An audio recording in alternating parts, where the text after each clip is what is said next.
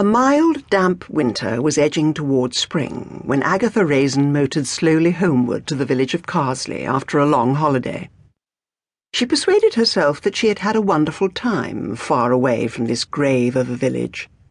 She had gone to New York, then to Bermuda, then to Montreal, and then straight to Paris, and so on to Italy, Greece, and Turkey. Although she was a wealthy woman, she was not used to spending all that amount of money on herself and felt obscurely guilty. Before, she had nearly always gone on the more expensive arranged package holidays, where she was with a group. This time, she had been on her own.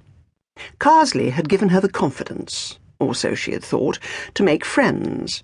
But she seemed to have spent a blur of weeks either in hotel rooms or in dogged solitary forays round the tourist sites.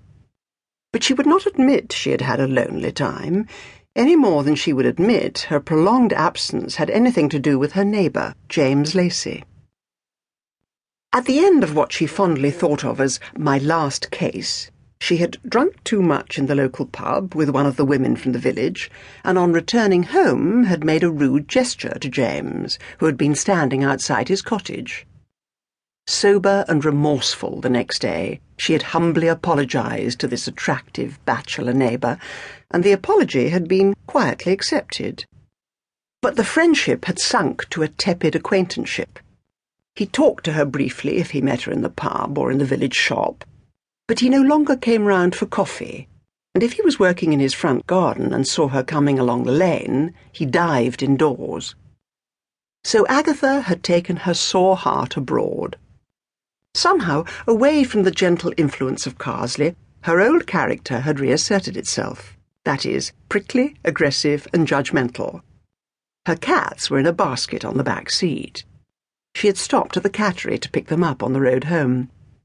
Despite the fact that she was still married, although she had not seen her husband for years, did not want to, and had practically forgotten his existence, she felt exactly like the spinster of the village, cats and all.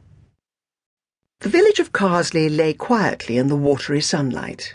Smoke rose from chimneys. She turned the car along the straggling main street, which was practically all there was of Carsely, except for a few lanes winding off it and a council estate on the outskirts, and turned sharply into Lilac Lane, where her thatched cottage stood. James Lacey lived next door. Smoke was rising from his chimney. Her heart lifted. How she longed to stop the car at his door and cry out, "I'm home!"